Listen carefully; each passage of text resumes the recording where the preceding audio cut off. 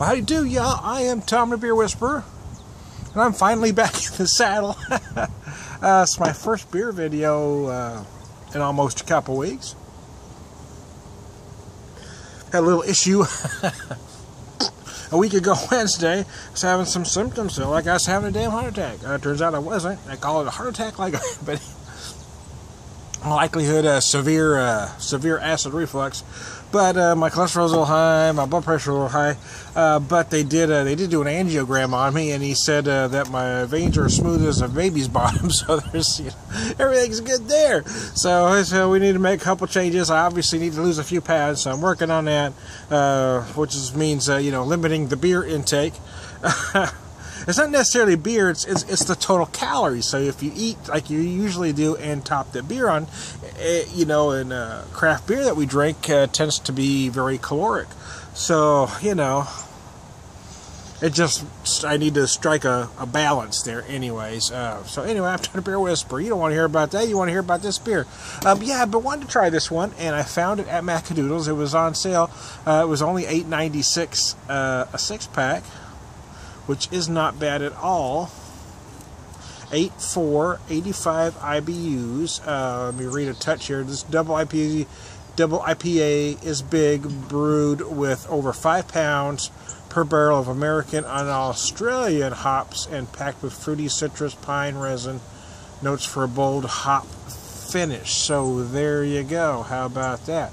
There we go. Let me get back where it's supposed to be. Let me show you the beer. It's a very kind of a deep golden, I guess you'd say. Maybe an amber. I don't know. You tell me.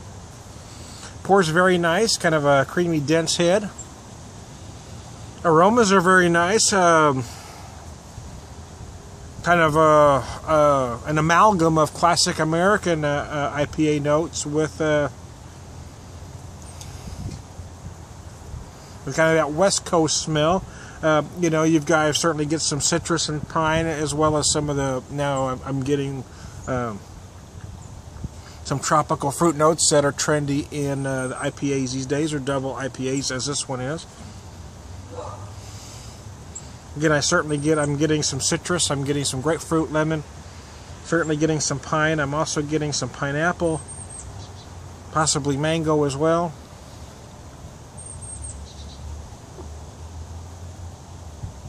Oh, okay. That's interesting. That's interesting. Wow, okay. This was only $9 for a 8.5% or 8.4% beer. So I mean, that alone makes it a deal. When you consider many double IPAs, I mean, for instance, Hop Slam just came out and it's running between 17 and 21. Whether you think this is as good as Hop Slam, that's up to you. But I think you have to agree, whether you like one beer better than the other, whether you like this or not, I think you still have to agree that it is a quality beer, whether it works for your palate or not. I think that's something that gets lost amongst some craft beer geeks and snobs these days, is if the beer doesn't work for their palate, they say it's bad. This beer's bad, it's terrible. It's not bad. Just because it doesn't work for you doesn't mean it's bad. Once you've come to the conclusion that it doesn't work for your palate, ask yourself this question. Is it flawed?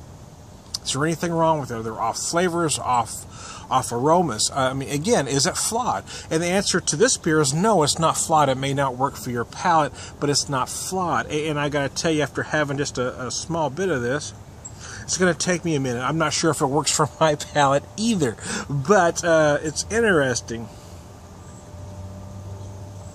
I've been kind of hard on Sam Adams in the past, and I'm gonna kind of pay him a backhanded compliment. Because I've said in several videos, I mean, you can look them up if you want, but I've said several times that I feel like Sam Adams kind of strives for mediocrity.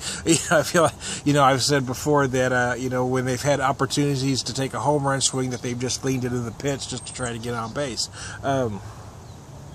Now I'm kind of working myself around to the compliment part, which is, I do feel, whether you like this beer or not, I do feel with this Rebel series, the Rebel IPA, the Rebel Rouser here, and the Rebel Rider, which I haven't had yet, I do feel like they kind of went double down. I do feel like they're at least taking a risk, and that's what I've wanted them to do.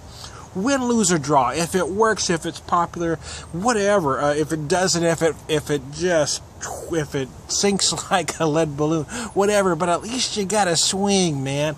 And I think whether you like this beer or not, I'm going to give Sam Adams some credit, because I do feel that they took a risk and they did take a big swing on this and the whole series. Now, the Rebel IPA I actually liked, but I liked it for different reasons.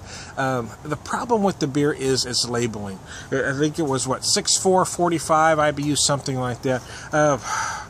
45 IBUs really is too light for what people think a West Coast IPA is. Now, we can go with past definitions, but it doesn't matter. The perception of what a West Coast IPA is today, that beer did not live up to it.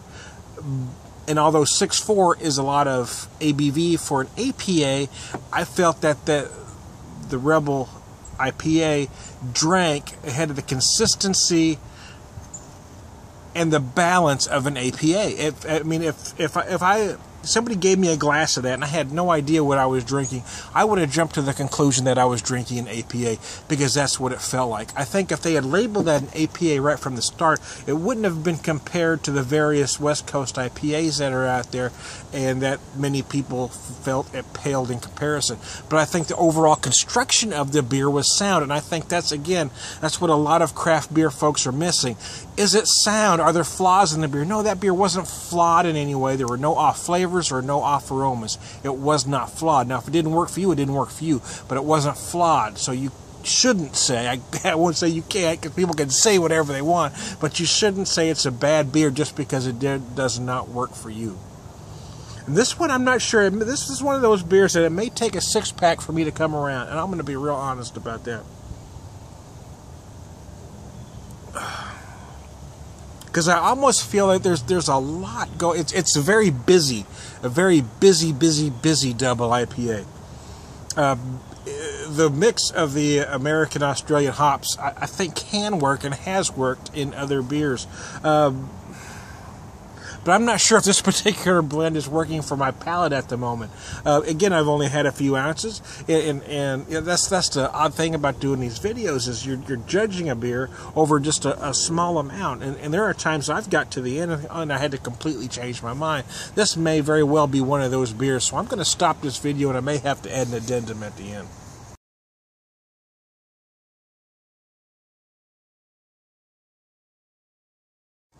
Oh, excuse me. Howdy you do? I'm back, man. So, and now the end is near. Anyway, wow. So as I'm approaching the end of the beer, it's making me giggly, man. Yeah. Even though I ran a little longer than I wanted to, I did have a little addendum to add to it.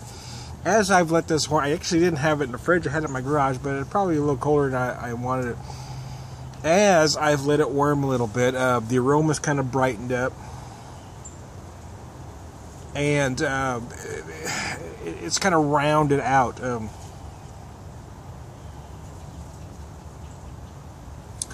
Nice. I felt like I was getting a lot of competing flavors on the palate.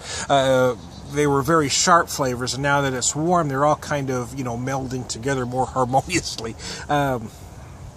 Again, I don't know. This isn't going to be one of those, wow, man, you got to try this double IPAs for me. But, I mean, let me be clear. It was $9 a 6-pack, 8.4%. You do the frickin' math. It is certainly worth that to try. And I mean, if you need to have your socks knocked off all the time, well, there you go. But sometimes I just want a drinking beer. This really is one that tastes, it tastes fine. There's nothing wrong with it. There's no off flavors. It's not bad. It just doesn't work for me 100%. And that's, again, just because it doesn't work for you 100% doesn't mean it's a bad beer. So quit saying that, because that is counterproductive to the craft beer movement. It really is. Quit saying something's bad just because it may not work for you. The next time you think something is bad, ask yourself, does it just not work for my palate, or is there something off about it? Look for flaws. If you can't find a flaw, say, okay, this doesn't work for me, but it's not bad. Maybe it'll work for you. How about that?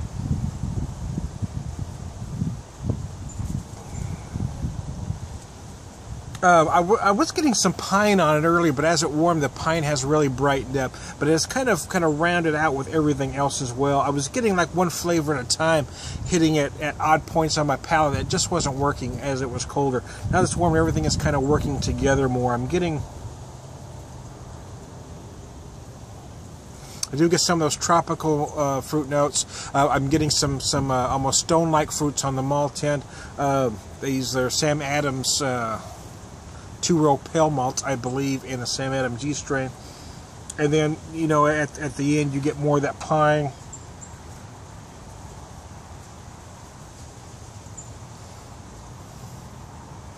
Getting some almost clove-like notes there at the end, too. Anyway, yeah, you know, certainly give it a shot. Again, $9. 8.4%. Do I have to say anything else? I'm Tom the Beer Whisperer. I'll talk to you later.